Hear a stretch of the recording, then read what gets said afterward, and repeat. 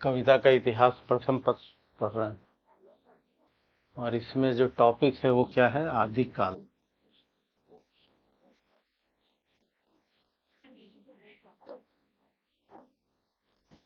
और आदिकाल में आज हम लोग पढ़ेंगे अमीर खुसरो।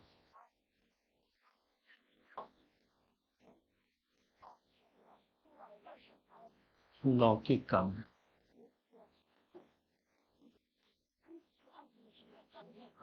लौकिक काव्य। अमीर खुसरो लौकिक काव्य।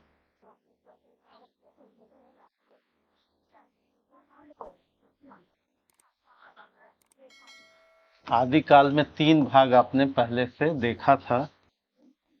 सबसे पहले धार्मिक काव्य, फिर आपने देखा था रासो काव्य, और तीसरा देखा था लौकिक काव्य।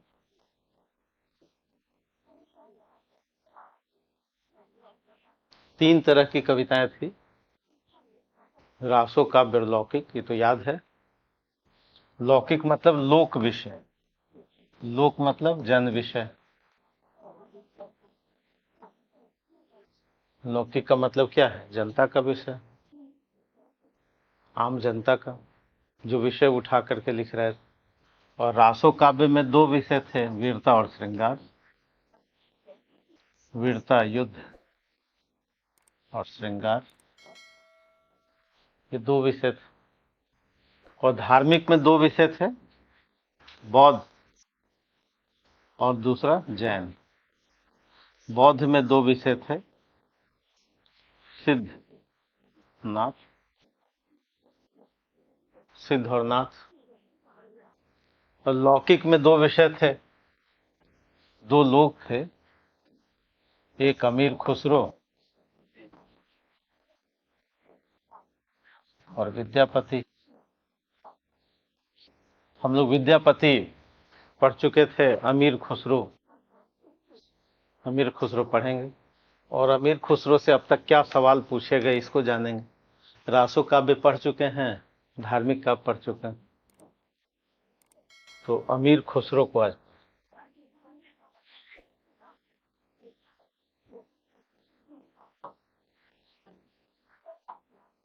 अब अमीर खुसरो में क्या सवाल पूछे गए हैं, पहले पीवाईक्यू देख लीजिए कि अब तक सिविल सेवा के इतिहास में क्या पूछे गए। सिविल सेवा 2013, खुसरो की कविता के आधार पर लेख चेक।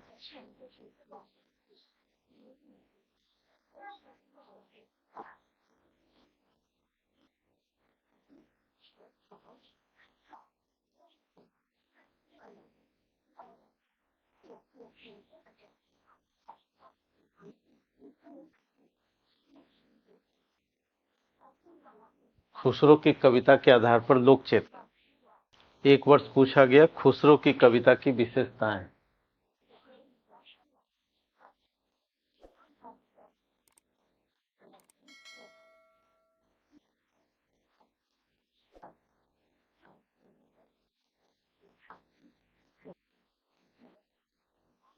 खुसरो की कविता की विशेषताएं।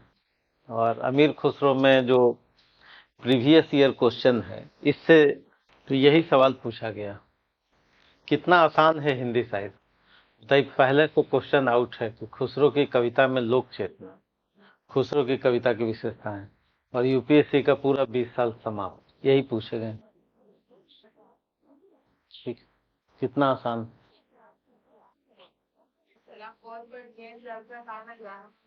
तो यही तो पूछा गया है।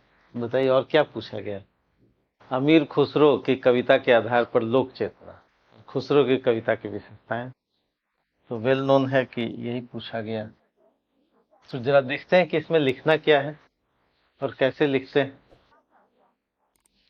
एक तो ये खुसरो की कविता, तो इनका हम सबसे पहले परिचय जानेंगे, कौन है अमीर खुसरो, और फिर बताएंगे कि लोक चेतना का क्या मतलब। तो अमीर खुसरो का परिचय, दूसरा है पॉइंट है लोक चेतना या विशेषता। लोक चेतना या विशेषता, तो इसमें क्या लिखेंगे लोक चेतना या विशेषता में? हम लोगों को 3-4 उदाहरण याद रखना है। सबसे पहले कि सामाजिक चेतना क्या है। लोक चेतना का क्या मतलब, ये बहुत प्रिय शब्द है हिंदी का। लोक चेतना मतलब बताओ। ये बहुत बार हर वर्ष ये शब्द रहता है एग्जाम मतलब पेपर में, तो समझ लीजिए इसको, क्योंकि ये शब्द हर वर्ष रहता है। आदिकाल में नहीं, पूरे अगर पेपर देखा जाए हिंदी का तो इसमें ये शब्द रहना ही रहना है ना। लोक शब्द का मतलब क्या है? भक्ति आंदोलन पढ़ेंगे तो पूरा का पूरा लोक तत्व है, तो आखिर ये लोक का मतलब क्या है? तो देखिए, समाज या राजनीति या अर्थ या धर्म या भाषा, सारी लड़ाई इसी पर कंट्रोल की रहती है। अब तक जितने युद्ध हुए या जो भी आप चाहते हैं, आप आईएएस क्यों बनना चाहते हैं? इसी में शामिल होने के लिए, है ना। और इन सब में अब ज्यादा प्रभावी क्या हो गया है? पैसा, अर्थ। इसलिए अर्थ भी अब राजनीति को डिसाइड करता है। इसलिए कहा जाता है कि कुछ उद्योगपति सरकार चलाते हैं, ये आप मानते हैं? इसका मतलब है कि राजनीति से भी अब ज्यादा प्रभावी कौन हो गया? अर्थ। धर्म पे भी कंट्रोल, ये सब एक एक दूसरे से मिले जुले रहते हैं, सब एक दूसरे से मिले जुले रहते हैं। और इन पे कंट्रोल क्यों होता है? तो अर्थ आएगा कहां से? जनता से। पैसा कहां से आएगा? इनके श्रम से, इनके श्रम से आएगा। पैसा आता कहां से? आज जब कुछ रिचार्ज करते हैं तो छोटा सा अमाउंट फिर कहां चला जाता है? बड़ा बन जाता है ना। तो छोटे छोटे अमाउंट से धन इकट्ठा होता है कहीं और फिर आप पढ़ते हैं कि जी 40% संसाधन 1% लोगों के पास चला गया, ये आप पढ़ते हैं। और ये जानकारी तक सीमित रखते हैं, क्योंकि ये एग्जाम में लिखना है। ये दिमाग में हलचल नहीं होती कि क्यों चला गया, बस ये हम लोग फैक्ट के रूप में पढ़ लेते हैं या लिख लेते हैं। लेकिन ये मन में जेहन में सवाल नहीं उठता कि आखिर सारा धन का रिसोर्स कुछ लोगों के पास क्यों चला गया। इसके लिए चिंता नहीं होती, इसके लिए नींद नहीं जाती। जाती है कि भाई ये चला गया तो हमारी नींद खराब हो गई। सो तो होता नहीं, क्योंकि हम अपना छोटा सा हिस्सा देते हैं तो पता नहीं चलता। तो अब जो कवि होते हैं इस बात के लिए चिंतित हो जाते हैं, या जो मनीषी हैं या जो जानकार हैं या जो चाहते हैं कि सबका भला हो, सबका विकास हो, तो कुछ लोग ऐसे होते हैं जो जागरूक होते हैं। तो कवि को सामान्यतः जागरूक कहा गया। अमीर खुसरो को जागरूक इंसान कहा जाएगा, कबीर को जागरूक इंसान कहा जाएगा, तुलसीदास ऐसे ही हैं, प्रेमचंद ऐसे ही हैं, जिनको आप कोर्स में पढ़ते हैं, भारतेंदु ऐसे ही हैं। तो जिनको आप कोर्स में पढ़ते हैं चाहे उपन्यास हो, इनको समझते हैं, ये चाल को, इस षड्यंत्र को समझते हैं। इस षड्यंत्र को समझते हैं कि कंट्रोल इस पे हो रहा है और यहाँ का शोषण हो रहा है। तो इसके लिए जो आवाज उठाते हैं इसी को लोक कहते हैं। ये क्या है? लोक समाज। लोक समाज इनको अवेयर करने का प्रयास करते हैं, क्योंकि ये अवेयर होता नहीं है, प्रयास करने से भी नहीं होता। क्यों नहीं होता? क्योंकि इसके पास एजुकेशन नहीं, शिक्षा नहीं। और दूसरा बड़ा हिस्सा है कि धर्म इनको सुलाए रखता है। धर्म इनको क्या करता है? सोए रखने को मजबूर करता है। ठीक है, तो जो कवि होता है, जो जागरूक है, इसलिए ये शब्द बार बार हिंदी साहित्य में आएगा। कबीर में लोक चेतना, पद्मावत में लोक चेतना इतनी बार पूछा गया है, तब भी बच्चे नहीं लिख पाते। 10 बार एग्जाम में आया सीधा सीधा सवाल, पद्मावत में लोक तत्व, लेकिन तब नहीं लिख पाते लोग। भक्ति आंदोलन में लोक तत्व, तो समझ गए। यानी इनको जगाने के लिए और इनके षड्यंत्रों को बताना भी लोक की बातें। इनके बारे में भी कोई लिख रहा है और इनकी कमियों को लिख रहा है, तो इसका मतलब किसके हित में लिख रहा है? इसके हित में लिख रहा है। क्लियर है? तो दो तरह का समाज है। इस समाज को अभिजात्य कहते हैं। इस समाज को क्या कहते हैं? हिंदी में अभिजात्य कहते हैं। ये अभिजात्य कोई सामंत हो सकता है, या कोई ब्रिटिश सत्ता हो सकती है, या कोई राजनेता हो सकता है स्वतंत्र भारत में, है ना। तो अपने अपने समय में जो सत्ताधीश हैं, जो जानते हैं कि लोक समाज को शिक्षित नहीं करना है, ठीक है, इसलिए जनता को शिक्षा से दूर रखा जाता है। क्योंकि आपने पढ़ा होगा कि मनुष्य संसाधन कब बन जाता है, रिसोर्स कब बनता है। जैसे आप, हम सब मनुष्य हैं, 150 करोड़ की जनता है, और 150 करोड़ की जनता रिसोर्स कब बनेगी? रिसोर्स बनेगी जब तीन बातें होंगी। इनमें एजुकेशन होगा, स्वास्थ्य होगा, कौशल विकास होगा। ये तीन तो मुख्य बातें हैं, तीन मुख्य बातें। अगर ये तीनों इनपुट दे दिया जाए,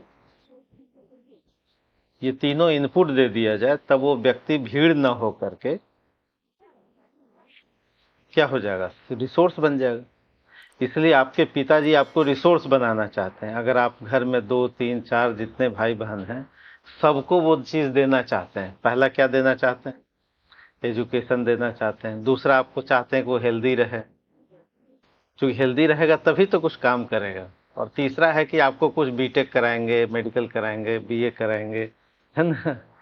तो आपको कहेंगे कि भाई आईएएस की तैयारी करो, ठीक है, तो स्किल भी देना चाहेंगे। और सरकार यही नहीं देना चाहेगी जो इसके पक्ष में काम करेगी, ये तीनों नहीं देना चाहेगी आपको, ठीक है। तभी तो रिसोर्स जाएगा इनके पास। क्योंकि अगर वो दे देंगे तब तो हक मांगना शुरू करेगा। 150 करोड़ की जनता को अगर हम एजुकेशन दे दें, अगर हम स्वास्थ्य की व्यवस्था कर दें और कौशल विकास दे दें, तब तो ये अधिकार मांगना शुरू करेगा। तो फिर ये कहेगा कि भाई कैसे 40% आप ले लीजिएगा, फिर तो समावेशी विकास की बात कीजिए, सतत विकास की बात कीजिए। ये न दे करके इसका भ्रम पैदा किया जाता है। भ्रम मतलब इल्यूजन। आपको देने का एक भ्रम पैदा किया जाएगा, आपको लगेगा कि दिया जा रहा है। जैसे मृग मरीचिका होती है, वो होता नहीं है पानी, वो दिखाई आपको यहां से देगा कि वो पानी है वहां। तो आपको दिखाई देगा कि शिक्षा मिल रही है, आपको दिखाई देगा कि कौशल विकास हो रहा है, आपको दिखाई देगा ऐसा कि हेल्थ का हमारा काम हो रहा है, लेकिन वो होता नहीं। क्लियर है? वो कैसे नहीं होता है, बताइए। जब दिखाई दे ही रहा है तो एजुकेशन कैसे नहीं है?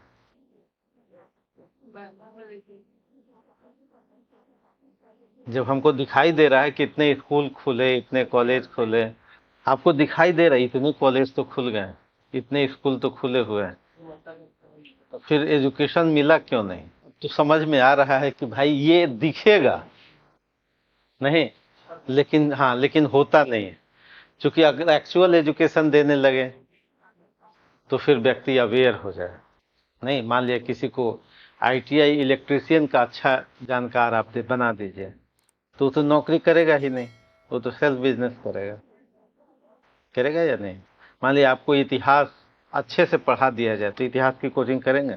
तो इसका मतलब है कि ये जो है शिक्षा, स्वास्थ्य और कौशल विकास, ये तीनों चीज अगर दे दिया जाए तो ये सत्ता नहीं देती है, और एक भ्रम पैदा करती है। और फिर इसको क्या करती है, इसको न दे करके साथ साथ धर्म का अफीम भी पिलाती है। तो ये मदमस्त हो जाता है। जैसे कोई शराब आदमी पी लेता है तो उसको समझ में नहीं आता, विवेक समाप्त हो जाता है। तो जो जनता को अगर धर्म का अफीम पिला दिया जाए, धर्म का नशा दे दिया जाए, फिर जनता को अपनी क्या उसके लिए है और क्या जरूरी है उसको पता नहीं चलता। जैसे कोई आदमी पी ले शराब तो नहीं पता चलता। अब कवि लोग क्या करता है, या जो जागरूक है, जिनको आप पढ़ते हैं, रामचरितमानस पढ़ते हैं, कबीर को पढ़ते हैं, सूरदास को पढ़ते हैं, खुसरो, विद्यापति। जैसे विद्यापति ने लिखा कि पुरुष निठुर ही ये परिचय भेद, धनिकक आदर सब तहु होए। लिखा तो किसके लिए लिखा? इनके लिए लिखा। भाषा अगर लिखते हैं विद्यापति, देसिल बहना सब जन मिठा, तो विद्यापति को तो संस्कृत आती थी, तो संस्कृत में क्यों नहीं लिखा? और ये क्यों कहा कि भाई देसी भाषा मीठी लगती है? वो इनके लिए कहा, वो अपने लिए नहीं कहा। लोक, इसी को कहते हैं लोक तत्व। तो अगर कोई सवाल पूछे कि विद्यापति की कविताओं में लोक तत्व, तो आप कहेंगे कि लोक प्रॉब्लम पर बात किया, अमीरी गरीबी पर बात किया, सोशल प्रॉब्लम पर बात किया, धार्मिक शोषण पर बात किया, लोक भाषा का प्रयोग किया, तो ये सब क्या है? उनका लोक तत्व है। अब ये सवाल है, ये खुसरो की कविता के आधार पर लोक चेतना, लोक चेतना का मतलब जनता जिन समस्याओं से पीड़ित है उनको प्रत्यक्ष या अप्रत्यक्ष रूप, क्योंकि कवि का काम तो अप्रत्यक्ष रूप से ही कहना है, वो तो कोई रोड जाम करेगा नहीं, है ना।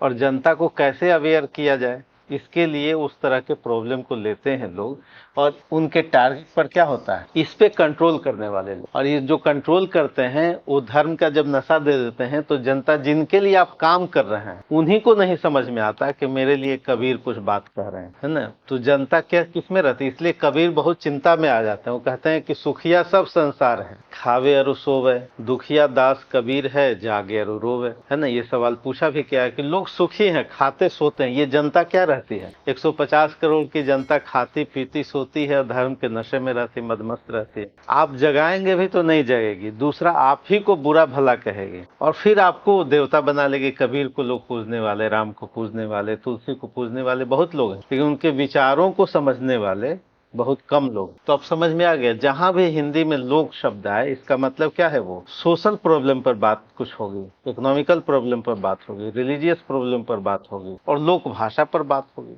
यही क्या है, लोक चेतना। क्लियर हुआ? तो प्रश्न पे आई, खुसरो की कविता के आधार पर लोक चेतना। तब इसको हम लोग समझ, भक्ति काव्य के बारे में बोला जाएगा कि लोक और शास्त्रवाद का द्वंद्व है। ऐसे सवाल कई बार आए, तो एक तरफ लोक चेतना और एक तरफ क्या होगी, सामंती चेतना, और दोनों के बीच जो वैचारिक टकराहट है वो भक्ति काल में दिखाई देता है। चलिए 2 मिनट वो भी समझ लीजिए। अभी हमने क्या कहा कि शोषण का जो आधार है, बेस है, और जो कंट्रोल है वो किस पर लोग करेगा, राजनीति पर, राजा बनेगा, पैसा पर, अर्थ मतलब क्या हुआ, मानी नहीं, भाषा, धर्म, इन सब पे कंट्रोल करेगा। क्लियर है? तो कंट्रोल करने की जो एजेंसी है, जब जमीन आधारित व्यवस्था थी, भूमि आधारित व्यवस्था थी और वस्तु विनिमय पद्धति था, तब उस समय क्या होता था, राजा होता था। तब उस समय राजा होता था, ठीक है। तो पॉलिटिकल हेड कौन होता था, राजा।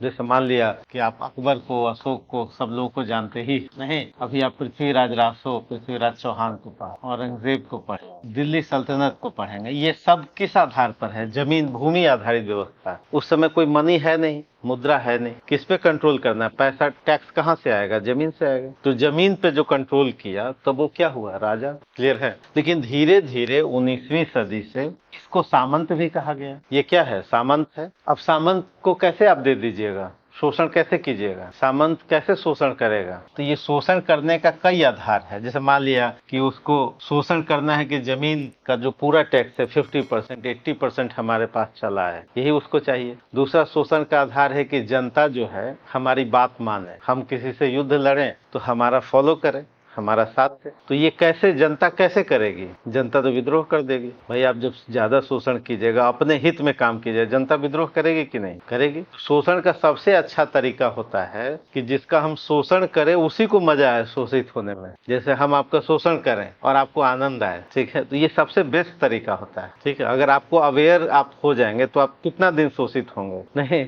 तो सबसे अच्छा तरीका क्या है कि जिसका शोषण हो रहा हो उसको शोषित होने में क्या है, मजा है, और दूसरा ये लगे कि मेरे हित में ये काम हो रहा है। इसको कहते हैं बहुत मीठे तरीके से शोषण करना। तो जो शासक होता है यही करता है, अगर ये ना करे तब तो उसका विद्रोह हो जाए। और इसलिए कई बार आपने देखा होगा कि जनता विद्रोह कर देती है, क्योंकि वो टूल इस्तेमाल नहीं कर पाता, मीठे जहर का इस्तेमाल नहीं कर पाता। जैसे मान लिया नारी को शोषण करना और पुरुष समाज को शोषण करना, तो नारी को क्या कहा जाएगा, पुरुष जो है ईश्वर, पति की सेवा करना, किसकी सेवा करना है नहीं। और इसलिए उनको तरह तरह का व्रत दे देगा कि भाई कौन कौन सा व्रत होता है, देखिए भाई के लिए कर्मा कीजिए नहीं, और क्या क्या होता है, चांद देखने वाला एक रहता है, क्या है, करवा चौथ है। ठीक है, अब ये सब है, प्लस आप पुरुष पर, पति पर हाथ उठाइएगा, पति का नाम भी कैसे लीजिएगा नहीं, नाम भी कैसे लीजिएगा। महिलाओं को इसमें आनंद भी आता है, शोषित होने में आनंद आता है कि नहीं। ठीक है, तो ये पुरुष वर्चस्व ने क्या किया, ये बनाया और इनको आनंद आता है। शोषित होने में क्या आ रहा है, मजा आ रहा है और गर्व महसूस हो रहा है। ठीक है, शोषित नहीं, जेंट्स करता नहीं है, वो दिखाता है वो, और शोषण का जेंट्स। दूसरा तरीका धर्म है। दूसरा तरीका क्या है, पूरी जनता को शोषित करने का एक बहुत अच्छा धर्म पर बात करना। तीसरा तरीका है मोक्ष पर बात। चौथा तरीका है भाग्य पर कंट्रोल कर लेना, कि अगर आपके पास बुरा हुआ है तो कहा जाएगा कि आपका भाग्य खराब, या आपके भाग्य में नहीं था, और उनको मिल गया तो उनके भाग्य में था। ठीक है, ये सब क्या है, शोषण के परलोकवाद, ये सब शोषण के उपकरण। छठा, जाति में बांट दो, समाज को क्या करो, ऊंच नीच लोग आपस में ही लड़ते रहे। जब आपस में लड़ते रहिएगा तो फिर अपने अधिकार के लिए नहीं लड़िएगा। ये सारे टूल कौन इस्तेमाल करेगा, सामंत भाई ये इस्तेमाल करेगा, तभी तो जनता का शोषण होगा। और ये कहेगा कि नहीं जी, आपको जो मिलना है वो मरने के बाद मिलेगा। अच्छी चीज जो मिलेगा वो कब मिलेगा, मरने के बाद मिलेगा। तो इन सब पे कंट्रोल करता है व्यक्ति, कौन, सामंत।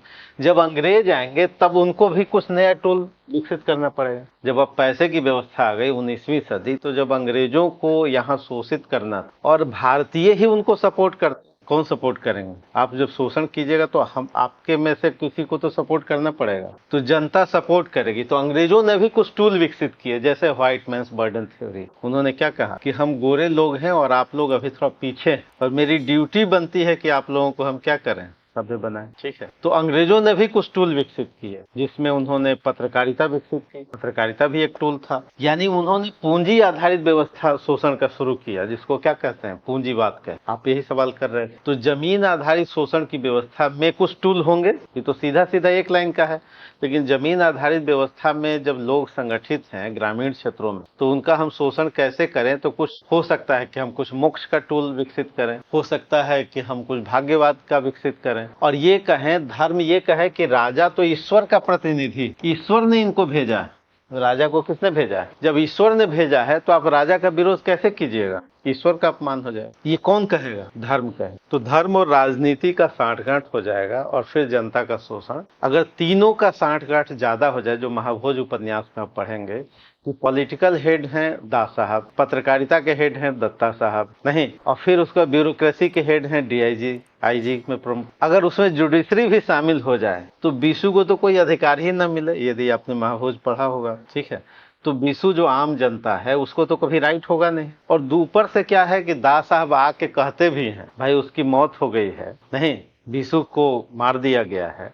अब उसके पिता को लगता है कि मेरे हितैषी तो दास साहब ही हैं, पढ़ा है आपने महाभोज। बीसू का जो पिता है उसको क्या लगता है कि मेरे कितने हितैषी हैं दास साहब, कार में बैठाते हैं। लेकिन मारने वाला कौन है, वही हत्यारा ही जब लगने लगे कि मेरा हितैषी है, उसके बेटे को मारने वाला वही है, मरवाने वाला वही है। लेकिन फादर को क्या लग रहा है कि इस धरती में सबसे बड़े हितैषी मेरे ही। तो ये एक अलग टूल है जिसको महाभोज मन्नू भंडारी कह रही हैं कि भाई ये अंधेरा सामान्य अंधेरा नहीं, ये रामचरितमानस में जो रावणी अंधेरा था उससे भी गहरा है, और जो गांधी के सामने साम्राज्यवाद का अंधेरा था उससे भी गहरा है। और राही मासूम रजा कहते हैं कि जी इतना अंधेरा है कि सांस भी लो तो अंधेरा दिल के अंदर उतरे, यारों इस मैली चादर को किस पानी से धोएं। आपको जब पता ही नहीं चलेगा, आपको लगेगा कि जो आपका अधिकार छीन रहा है वही आपको देवता नजर आएगा। नहीं, जब ये स्थिति आ जाए तो जनता में एक तरह का अफीम, एक तरह का ऐसा है जहां पर कोई आंसर नहीं होता। ठीक है, आपको लगेगा कि जो मेरा शोषण कर रहा है वही मेरा सबसे बड़ा शुभचिंतक। ये कोचिंग की दुनिया में भी हो गया है। आपको लगेगा कि मेरे हित में सब हो रहा है, सर कितने अच्छे हैं, और पता ही नहीं चलता शोषण, है ना। शिल्प पता चलता है आपको, सारे काम लगे कि भाई जनता के हित में हो रहा है, विद्यार्थी के हित में हो रहा है, देखिए लाइब्रेरी फ्री है ना, पैसे भी मिलता है, सब हो रहा है। और जब जनता को पता नहीं क्या क्या